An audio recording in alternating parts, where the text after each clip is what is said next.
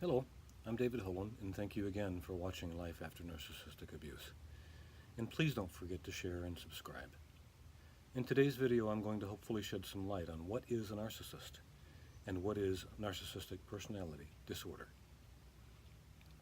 I think in the community we are generally referring to a narcissist as one who meets the DSM criteria for narcissistic personality disorder, or NPD. So I'll start with that definition first, and most importantly, give you the three broad general criteria for narcissistic personality disorder. They are grandiosity, seeking excessive admiration or attention, and finally, and most importantly, a lack of empathy. So what does grandiosity look like? There's a central core piece of, quote, logic, end quote, in the narcissist worldview and perception that they are the center of their universe. Everything revolves around their exaggerated sense of self-importance. They have a very real or imagined fantasy world of infinite success, intelligence, beauty, or idyllic love. They believe that they are the exceptional human beings and should only associate with others that equal their own brilliance. And because of their unrealistic belief that they are somehow an exceptional human being, they have a strong need and desire for unwarranted attention. Because of that need for excessive and unwarranted attention, it's a primary motivating factor in the narcissistic personality. They will use any method possible to elevate their perceived importance both to their own self-image and to others. If they can't do it by social charm alone, their behaviors will become personally aggressive and oppressive towards others. Lies and fabrications about whoever has slighted them, outright fictions to make another, usually a partner, look bad, manipulating others to create a fictionalized abuse by another. In other words, what everyone commonly refers to as gaslighting, on a major scale that often has no limits, up to and horrifically including narcissistic discard. And last, because they have no empathy, the hallmark criteria of a narcissistic personality, in my opinion, they have no conscience, no regrets, no moral compass against turning someone else into, quote, monster, end quote, to elevate their own status or achieve their own self-important goals. There is no, quote, normal right or wrong, end quote, for a narcissist. The right a narcissist knows is what they want, and only what they want. There is no compromise because there's no empathy for the other. I'd also like to say a bit about the etiology of narcissistic personality disorder, or NPD.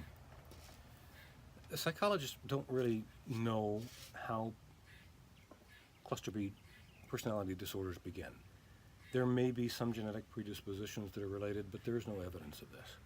The primary theory is related to how the narcissist as a child was parented.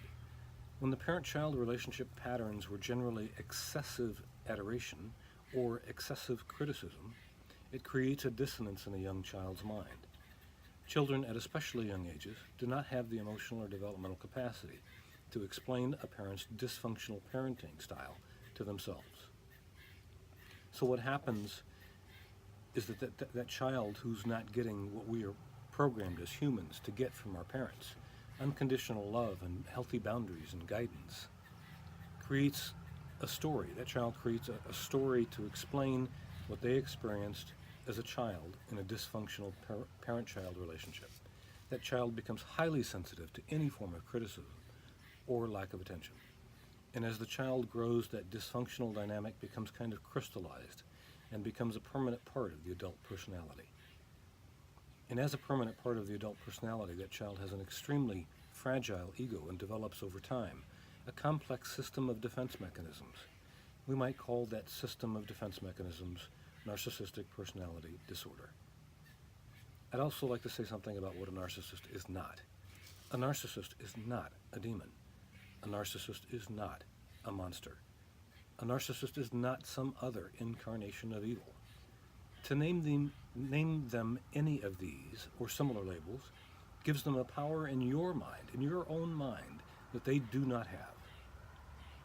On the spectrum of narcissistic abuse, there is no question that behaviors by a narcissist can be experienced by the abused, by the victim, as horrific and debilitating and mind-numbingly painful. There's no question or doubt about that. But knowing what a narcissist is and having a more realistic perspective of a narcissist and NPD, you can start to see and face some of the misconceptions and myths that you may have in relation to how you may have experienced narcissistic abuse and how you explain that horrific experience to yourself. It also gives you a new perspective, hopefully, that grounds you and places you at the center of your own path to healing and recovery. Don't forget to subscribe, please share. I hope this was helpful, and please watch for more. I'm David, and between now and next time, I wish you peace in the space between.